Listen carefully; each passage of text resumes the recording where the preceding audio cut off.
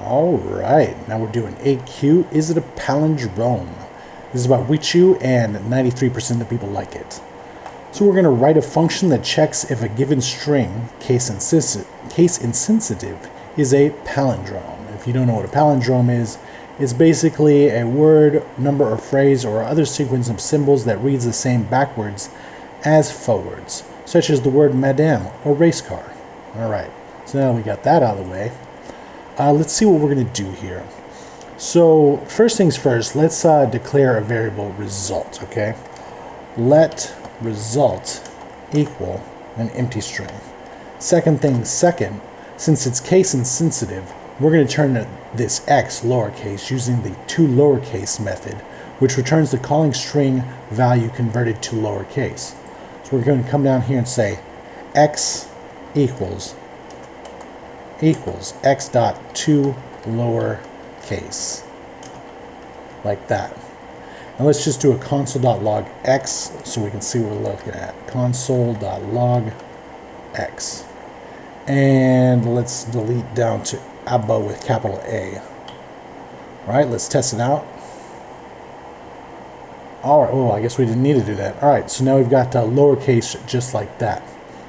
So now that we got that going on, let's do a for loop, and let's say for let I equal, and this time we're going to do x dot length minus 1.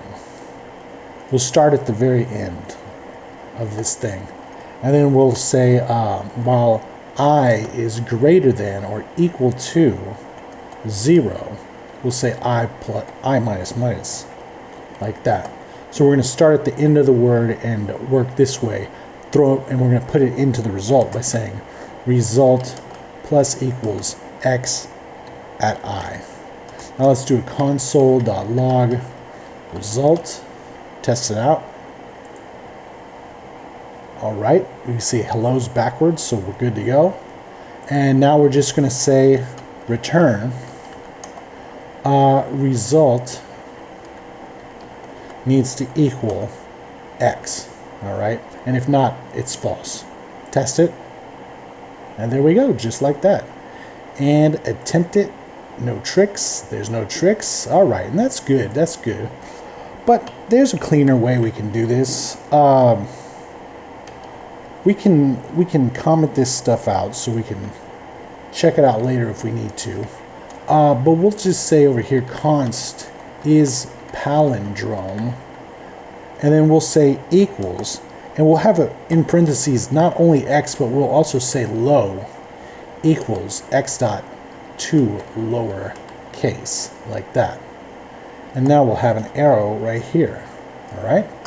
So let's come down here and say console.log so we can test as we go and start from right here.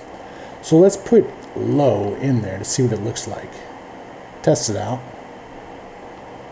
All right. Now, oh yes. Don't forget the parentheses. All right. Now let's test it out. All right. So now Abba's lowercase, hello's lowercase. That's good. So now what we're going to do is we're going to use this reverse method, which reverses an array in place and returns the reference to the same array, now reversed, basically. But the thing is, it reverses an array. And right now we've got a string. So we could do an array literal, right? We could put this literally in a set of brackets and test it out. And it's almost there. It just needs to have each one of these in its own element, right? So to do that, we're going to use this spread syntax, which allows an iterable such as an array or string to be expanded in places where 0 or more arguments or elements are expected, all right? So since elements aren't expected here, we'll put ... like that. And now, test it out. We've got each one of these in its own element. All right. So now we can do that reverse method, which basically all we got to do is say that array.reverse, just like that. We don't even have to have any arguments in there. So .reverse. Let's do a test on it. Remember that hello's forward right now. Test it out. Now hello's backwards, awesome. So now let's join it all together using the join method. And the join method creates and returns a new string by concatenating all the elements in an array separated by a comma or specified separator strings. Or specified separator string, I should say. And the one we're going to use is this empty string right here. That way they butt up right next to each other, like with air, fire, and water. With fire, air, and water. So let's come over here and do dot join by the empty strings. All right. Now let's test it out. And look at that. Now they're all in the correct order for checking at least. So now let's get rid of this console.log. We can actually bring this up here because it's kind of short. So we'll say, no, we'll actually keep that low. All right. So now we can say this equals low, like that, and test it out. And look at that. Works just fine. Let's attempt it. Looks good, and submit it. All right.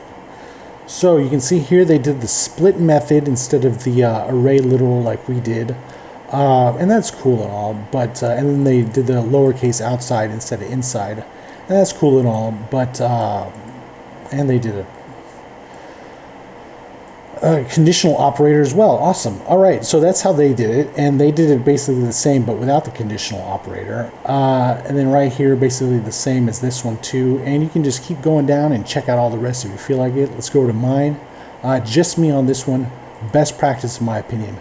Very much like it, and we'll see you next time.